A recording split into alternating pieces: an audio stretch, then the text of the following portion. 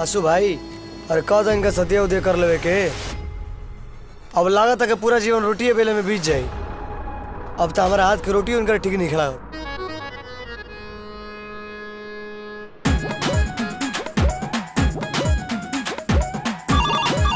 उठाइए ना,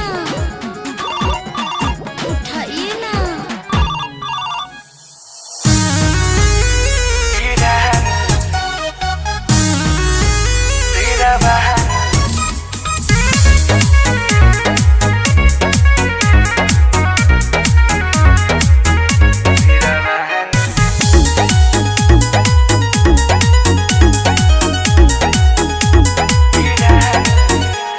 अबानी हम तबाह भइल का जरा काटा हो तबिया कब करबा। तोहरे के प्यार से बनही के भतार बोल मांग कब भरबा। जल्दी भरम गेट खोलब कार के डेनिम सेंट मार के यही तैयारी में बानी बानी। आई बारात लेके तो हर दुआरी, आई बारात लेके तो हर दुआरी। शेरवानी पहिर के ये रानी, शेरवानी पहिर के ये रानी। अब हम इंतजार में बनी।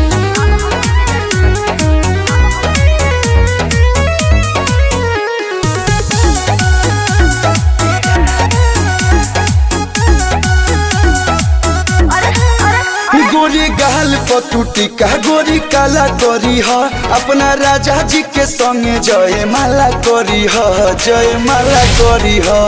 हम तो तैयार बनी।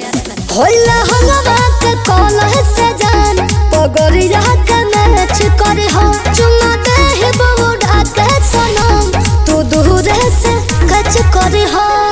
गोरी मारो बीच के संगे फोटो खींच के इंस्टा पे हम डालल चाहतनी। आई बारात लेके तो हर दुआरी, आई बारात लेके तो हर दुआरी। शेरवानी पहिर के ये रानी, शेरवानी पहिर के ये रानी।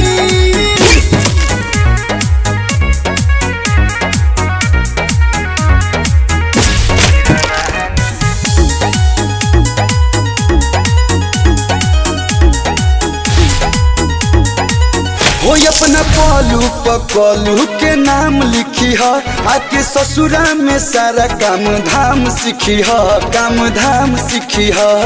तू तो करबे करो। आ हम चाहो तनी से बताने कोइल अपन सासू के दिल खुश रखो दोनों देवा आंसू फिरिया आंसू के। सड़िया मरून पर जाके हनीमून पर संगे कटल जाई जानी जानी।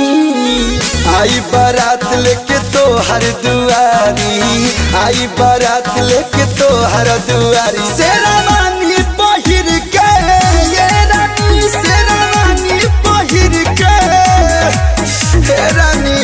आई जरूर।